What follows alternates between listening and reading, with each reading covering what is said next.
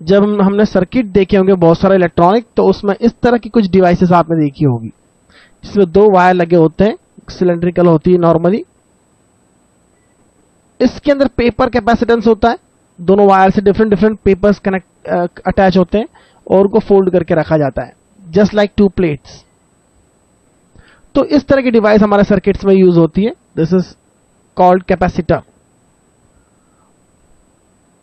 पहले इन्हें कंडेंसर भी कहा जाता था, कंडेंसर। तो यह कंडेंसर बड़ा लगा होता है। कंडेंसर वर्ड आज भी आपने देखा होगा, इतना बड़ा व्हाइट होता है, आपके फैंस वगैरह में यूज होता है। It is also called condenser. तो नाम अलग है। कैपेसिटर डिवाइस हो गई हमारी जिसका काम चार्ज स्टोर करना है, और यह चार्ज फिर से हमें मिलता है और यह पोटेंशियल एनर्जी रिलीज होती है स्लोली या fastly according to the application of the capacitance of the device. तो डिवाइस का कैपेसिटेंस कैसे फाइंड करेंगे हम, और कौन सी डिवाइस कैसे चार्ज स्टोर करती है, यह देखना है हमें। और सबसे पहले कैपेसिटेंस का कंसेप्ट समझते हैं। एक कैपेसिटेंस को हमने किस तरह से डिफाइन किया है, तो आइए देखते हैं कैपेसिटेंस को हम एक आइसोलेटेड कंडक्टर के लिए कैपेसिटेंस किस तरह से होता है। यदि हम एक बर्तन लेते हैं, उस बर्तन में हम वाटर या ऐसा कोई लिक्विड फिल करते हैं, तो जैसे जैसे आप वाटर की क्वांटिटी सपोज Q फिल करेंगे, लिक्विड लेवल राइज होता जाएगा। The capacity is this volume. पूरी कैपेसिटी की बात करें तो पूरा वॉल्यूम हो जाएगा, लेकिन कैपेसिटेंस की बात करें तो कैपेसिटेंस क्या होगा, this is suppose height h। तो यहां इस वाटर का जो कैपेसिटेंस होगा वह Q बाय h होगा। आप अच्छे से देख सकते हैं, अगर h कम है, h कम है, किसके लिए h कम होगा, जिस बर्तन की सरफेस एरिया ज्यादा होगा। सेम अमाउंट अगर आप इसमें भी डालेंगे तो इसके लिए h कम होगा, यानी इसका कैपेसिटेंस ज्यादा है,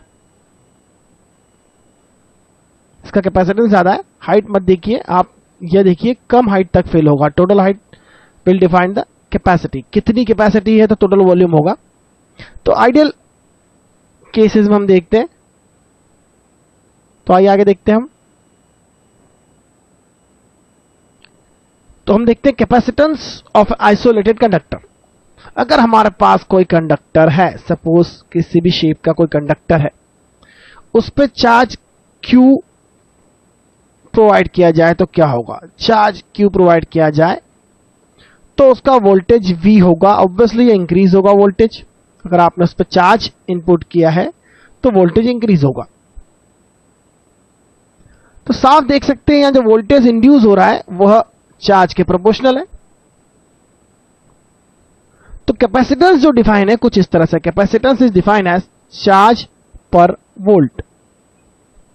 तो कैपेसिटेंस जो हो जाएगा Q, that is the charge given या charge hold by the conductor divide by the voltage. So this is the capacitance. Unit क्या हो जाएगी कैपेसिटेंस की, C की यूनिट क्या होगी, this is coulomb by volt, and that is equal to, coulomb by volt को हम कहते हैं फैराड। कैपेसिटेंस की यूनिट होती है unit of C, that is capacitance, is equal to farad, जिसे हम कहते हैं कैपिटल F। कई बार कैपिटल F भी कहा जाता है इसे, इनफैक्ट कैपिटल F ही कहा जाता है। और यहां F के बजाय mu F, that is microfarad, this is called mu F, microfarad, 10⁻⁻⁶ farad, और से माइक्रोफैराड या picofarad, that is small p into F, that is 10⁻⁻12, that is picofarad. तो ये छोटी यूनिट्स है, ये यूज होती है। फैराड तो बहुत बड़ी यूनिट हो जाती है नॉर्मली। तो आपको ऐसी डिवाइस चाहिए जो चार्ज स्टोर करती है, लेकिन आप उस पर चार्ज स्टोर कराने की एक लिमिट ही देखेंगे, क्योंकि आप चार्ज देते जाएंगे तो उस पर पोटेंशियल इंक्रीज होता जाएगा। एक टाइम ऐसा आ जाएगा पोटेंशियल बहुत इंक्रीज हो जाएगा तो ब्रेक डाउन हो जाएगा। ब्रेक डाउन होगा मतलब आसपास की जो मीडियम है, एयर है, तो उस एयर वाले मीडियम में यह चार्ज फ्लो हो जाएगा, क्योंकि एकदम से ज्यादा वोल्टेज होने पर एयर भी कंडक्शन करने लग जाएगी, एयर के मॉलिक्यूल्स ब्रेकअप हो जाएंगे और इलेक्ट्रॉन्स और आयंस बनेंगे और वहां से करंट फ्लो हो जाएगा, क्योंकि चार्ज हमेशा हायर वोल्टेज से लोअर वोल्टेज की तरफ जाता है, इसलिए इलेक्ट्रिक ब्रेकडाउन होगा और जो भी मीडियम होगा उसमें से चार्ज फ्लो हो जाएगा और यहां से चार्ज खत्म हो जाएगा। तो आप एक लिमिट तक ही चार्ज इसको दे सकते हैं, उससे ज्यादा चार्ज नहीं दे सकते। तो हमें कुछ ऐसा करना चाहिए जिससे कैपेसिटेंस इंक्रीज हो, तो इसलिए हमें पता होना चाहिए फैक्टर्स अफेक्टिंग द कैपेसिटेंस। चलिए मैंने इसको चार्ज दे दिया Q। तो पहला फैक्टर मैं क्या देखता हूं? पहला फैक्टर यह देखता हूं कि इस पर चार्ज मैंने Q दिया, वोल्टेज हो गया V। इसके पास अगर मैंने एक दूसरा कंडक्टर लगा दिया तो क्या होगा? दूसरा कंडक्टर से क्या होगा? इस कंडक्टर पर नेगेटिव चार्ज इंड्यूस हो जाएगा और बैक साइड पर पॉजिटिव इंड्यूस हो जाएगा। तो इस कंडक्टर का इफेक्ट इसके पोटेंशियल पर क्या होगा? इस नेगेटिव के कारण यहां पर नेगेटिव पोटेंशियल होगा, इस पॉजिटिव के कारण यहां पॉजिटिव पोटेंशियल होगा, लेकिन यह पॉजिटिव दूर है या नेगेटिव पास है, इसलिए नेगेटिव का इफेक्ट इस पॉजिटिव के इफेक्ट से ज्यादा होगा यहां पर, और इस नेगेटिव के कारण यहां पर एक नेगेटिव हो जाएगा, इस पॉजिटिव का से थोड़ा ज्यादा नेगेटिव होगा। तो ओवरऑल इसके कारण यहां जो पोटेंशियल इंड्यूस होगा वो नेगेटिव होगा, तो इसका पोटेंशियल थोड़ा सा V से कम हो जाएगा। तो इसकी प्रेजेंस के कारण इसका पोटेंशियल रिड्यूस हो जाएगा। तो हम यहां लिखेंगे presence of other conductor near to charged conductor. That is very simple. दूसरी चीज, अगर मैंने इसे ग्राउंड कर दिया, अगर मैंने इसे ग्राउंडेड कर दिया तो क्या होगा? ग्राउंड करने से यह पॉजिटिव ग्राउंड में चले जाएगा, तो यहां कोई चार्ज नहीं बचेगा, यह चार्ज खत्म हो जाएगा, यह चार्ज खत्म हो जाएगा, यह चार्ज खत्म हो जाएगा। तो इस पॉजिटिव के जाने से सिर्फ नेगेटिव बचेगा यहां पर, और इसका पोटेंशियल अब ज्यादा नेगेटिव हो जाएगा, क्योंकि यह पॉजिटिव वाला इफेक्ट जो था वो खत्म हो गया था, अब और कम हो जाएगा पोटेंशियल। तो keeping a grounded conductor near to a charge conductor. तो चार्ज कंडक्टर के पास अगर हम ग्राउंडेड कंडक्टर रखें तो इसकी कैपेसिटी और बढ़ जाएगी, क्योंकि हम चार्ज जितना दे रहे हैं तो इसका वोल्टेज उतना इंक्रीज नहीं होगा जितना होना चाहिए। तो यह एक प्रकार से हम डिवाइस बना रहे हैं।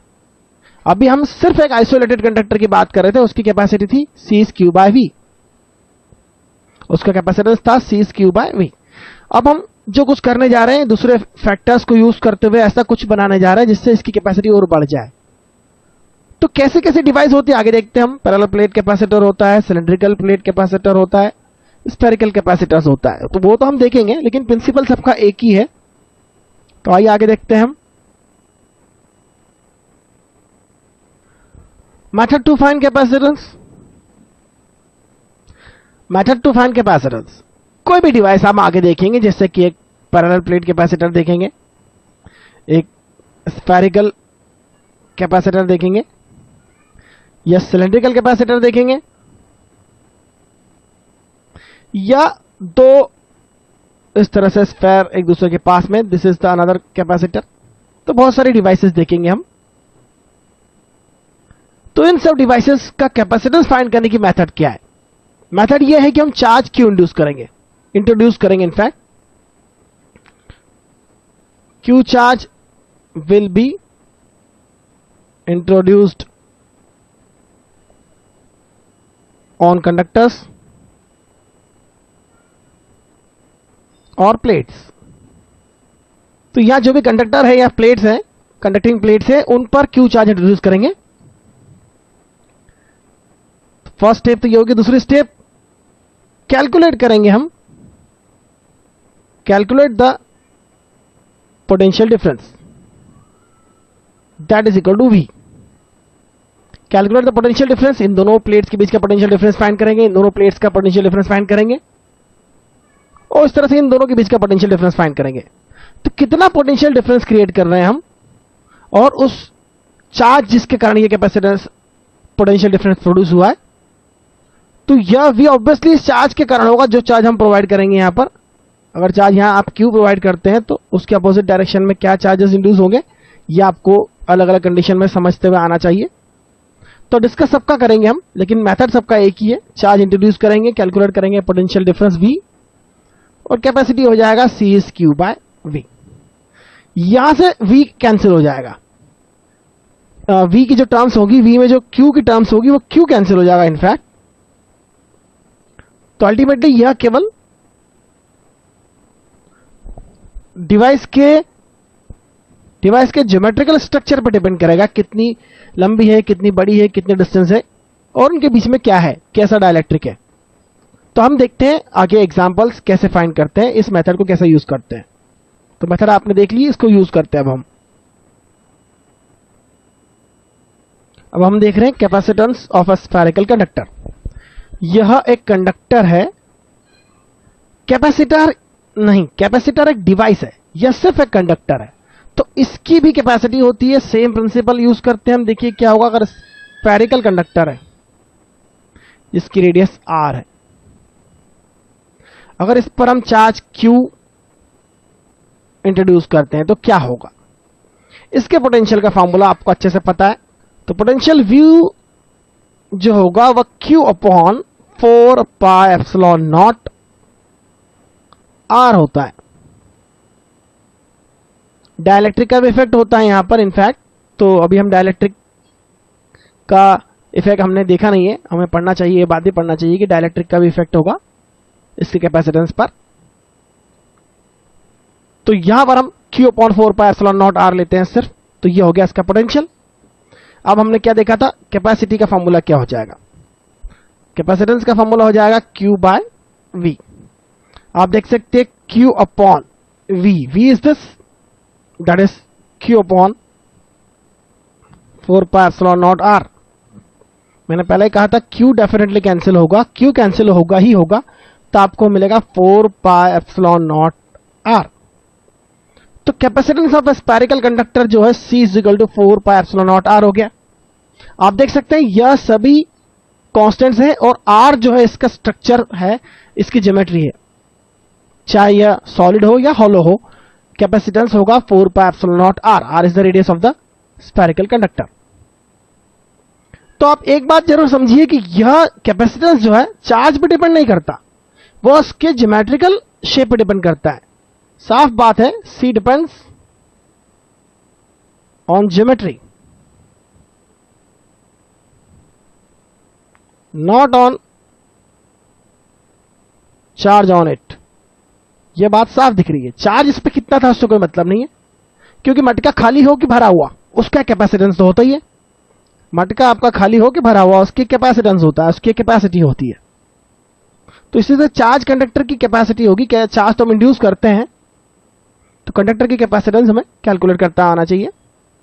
आइए आगे देखते हैं और अब हम देखते हैं energy stored in a charge conductor.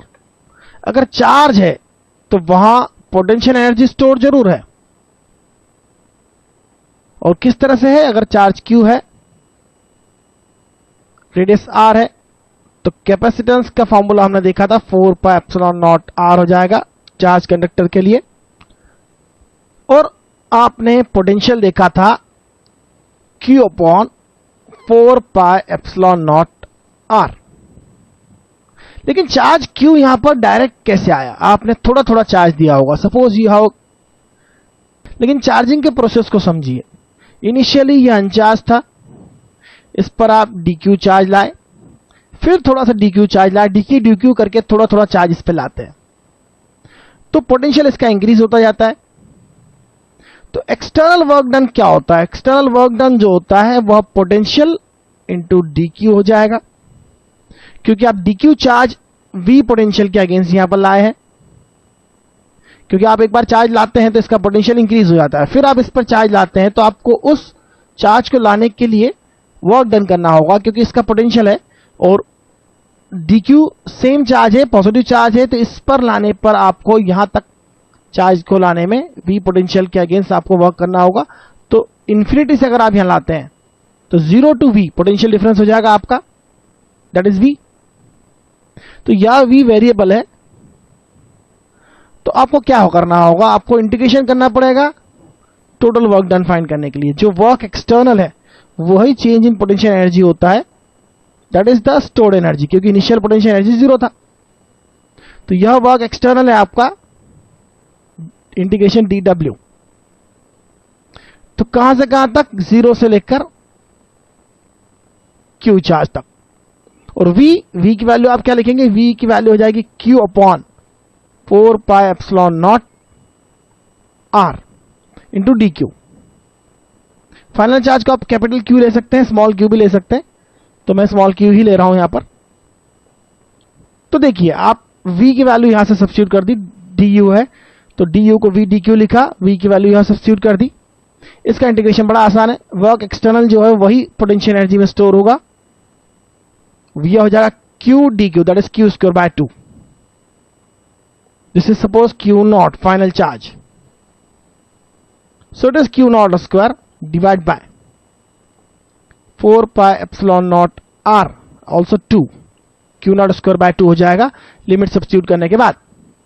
q dq हो जाएगा q square by 2, limit substitute करेंगे तो q naught square by 2 हो जाएगा। यह तो c है तो सीधा सीधा फॉर्मूला हो जाएगा q naught square by twice c। तो सीधी बात है, पोटेंशियल एनर्जी जो स्टोर पोटेंशियल एनर्जी के फॉर्मूला आप देखेंगे, that is equal to q naught square upon 2c। और हमने पहले ही देखा है कि c की वैल्यू क्या होगी, c की वैल्यू होगी q not upon v। v is the final potential suppose. तो c की वैल्यू सब्स्टिट्यूट करिए आप यहां पर q नॉट बाय v, तो आपको फॉर्मूला मिलेगा q not into v, half q not into v।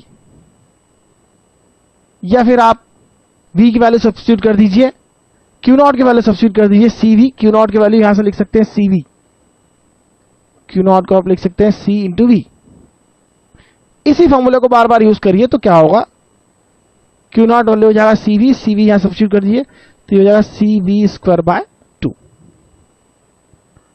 तो in terms of potential capacitance, in terms of potential charge, in terms of charge and capacitance, आप तीनों अलग अलग पेयर्स हैं और इनकी टर्म में पोटेंशियल एनर्जी को लिख सकते हैं।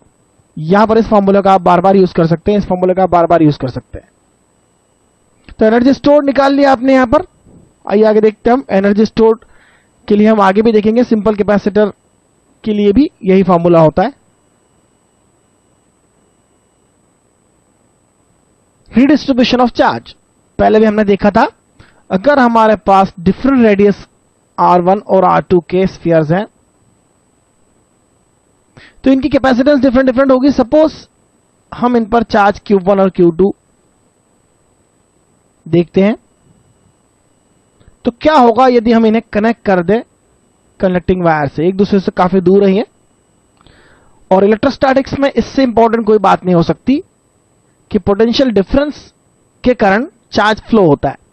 तो सीधी बात है, आपको यहां पोटेंशियल फाइंड करना चाहिए। What is potential, potential is q1 upon 4 pi epsilon not r1।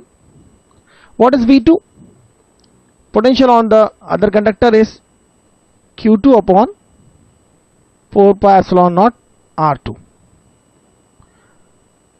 तो अब अगर मैं दो कंडीशन देखता हूं, सीधी सी बात, if v1 is equal to v2, अगर पोटेंशियल इक्वल है तो delta v, that is suppose v1 minus v2 is 0।